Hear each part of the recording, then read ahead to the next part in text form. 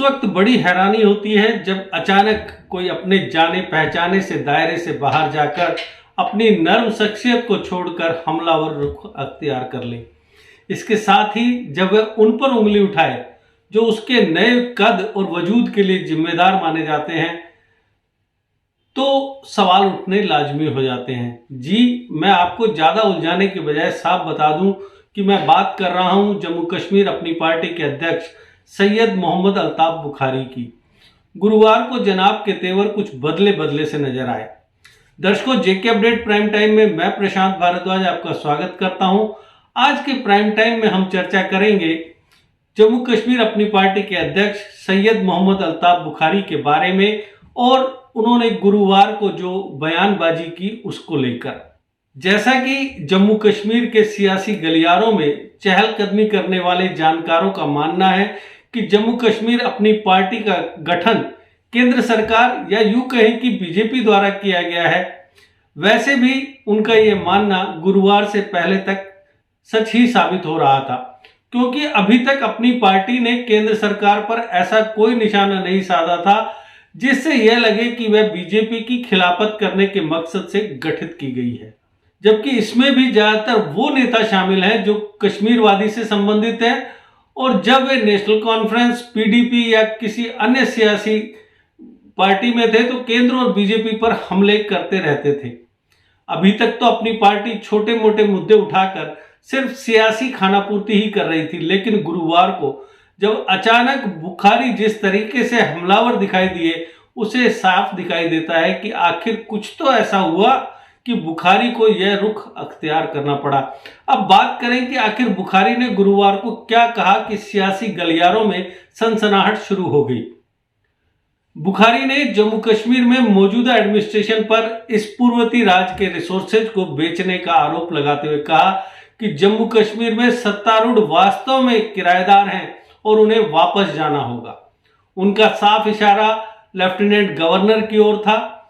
Jammu Kashmir administration पर तीखा हमला करते हुए बुखारी ने कहा कि जम्मू कश्मीर के रिसोर्सेज को लोगों द्वारा लूटा और बेचा जा रहा है। जिस तरीके से उन्होंने जम्मू कश्मीर के पावर प्रोजेक्ट्स, मिनरल्स और अन्य रिसोर्सेज को बेचा है, वह इसके सबसे खराब एग्जाम्पल्स हैं। वे हर काम अपनी सनक और पसंद पर कर रहे हैं। यहाँ के असली प्रतिनिधियों और स्टेक होल्डर्स को दरकिनार कर दिया गया है। यह आरोप लगाते हुए कि कश्मीर के सभी लोगों को खत्म कर दिया गया है क्योंकि उन्हें एडमिनिस्ट्रेशन में दरकिनार कर दिया गया है। बुखारी ने सवाल किया कि क्या उत्तर प्रदेश और बिहार के लोग जम्मू कश्मीर पर शासन करेंगे? आप केवल 27 लोगों को कश्मीर में खत्म होते हुए देखते हैं, लेकिन मुझे लगता है कि जम्मू कश्मीर में सभी लोगों को खत्म कर दिया गया है। वे एडमिनिस्ट्रेशन में कहाँ हैं? पुलिस और सिविल एडमिनिस्ट्रेशन में कई कश्मीरी अधिकारी थे, आज कहाँ है मुस्लिम ऑफिसर? कौन कहता है कि 22 लोगों को बर्खास्त कर दिया गया?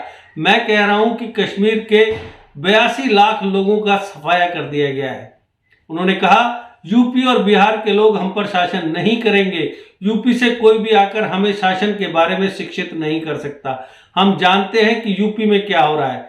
जम्मू कश्मीर के लोगों को संवैधानिक रूप से गारंटीकृत डेमोक्रेटिक सेटअप से वंचित किया जा रहा है, जो इस क्षेत्र में जनता के बीच अलगाव को बढ़ा रहा है।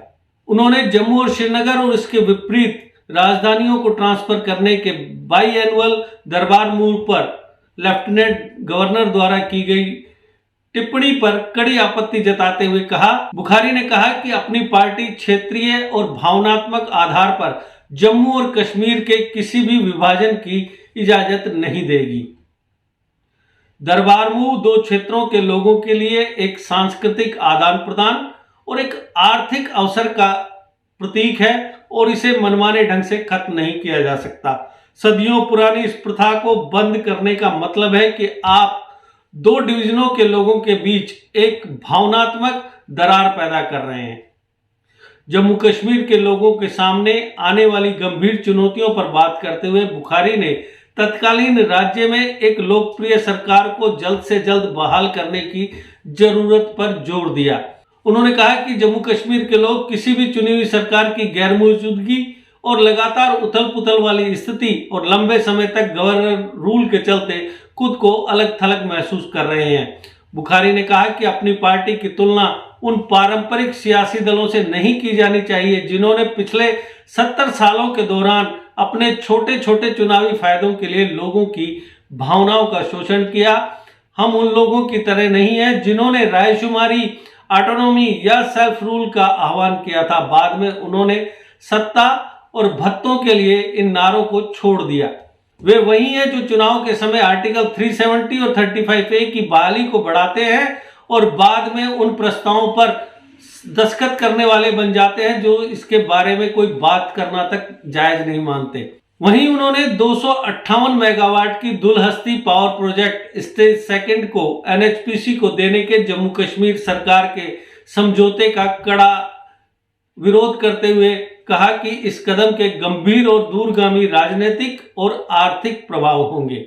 उन्होंने कहा कि Dulhasti power project stage second एक स्वच्छ और तुलनात्मक रूप से कम जटिल प्रोजेक्ट था जिसमें सभी जरूरी मंजूरियां हमारे हाथ में थी और Chenab valley power projects private limited द्वारा बाहरी भागीदारों को शामिल किए बिना विशेष रूप से इसे लिया जाना था और वो बिल्कुल भी मुश्किल नहीं था। उन्होंने कहा कि Dulhasti power project stage second को NHP को सौंपने के संबंध में इस तरह का फैसला जम्मू कश्मीर के आर्थिक हितों और राजनीतिक शक्ति को कमजोर करेगा। यह जम्मू कश्मीर के नागरिकों को और अधिक कमजोर करेगा जो NHPC से बिजली परियोजनाओं की वापसी के इच्छुक है।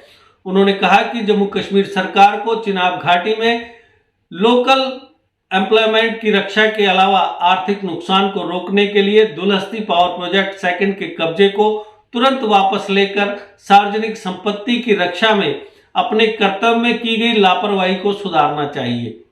बुखारी ने जब ये सब बातें कही तो ऐसे सवाल उठना तो लाजमी है कि यह सब तो काफी अरसे से जारी था, तो फिर आखिर वह पहले क्यों नहीं इस बारे में कुछ बोले?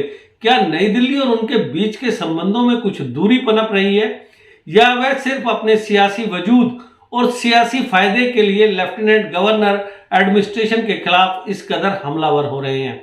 यह तहकीकात का मुद्दा है कि आखिर बुखारी ने जो कुछ भी कहा उसकी असली वजह क्या है। चलिए यह भी एक ना एक दिन तो सामने आ ही जाएगा, क्योंकि सच तो हजार परतों के बीच से भी निकल कर बोलता है और जरूर बोलता है। तो दर्शकों, आज के प्राइम टाइम में बस इतना ही। कल फिर किसी नए मुद्दे पर आपसे करेंगे चर्चा। तब तक दीजिए इजाजत। नमस्कार। GK अपडेट रहे हमारे साथ। अगर आप ये वीडियो YouTube पर देख रहे हैं तो हमारे YouTube चैनल को सब्सक्राइब करें और बेल आइकन को क्लिक करें। अगर आप ये वीडियो Facebook पर देख रहे हैं तो हमारा Facebook पेज लाइक जरूर करें। For advertisement please contact 7051091811।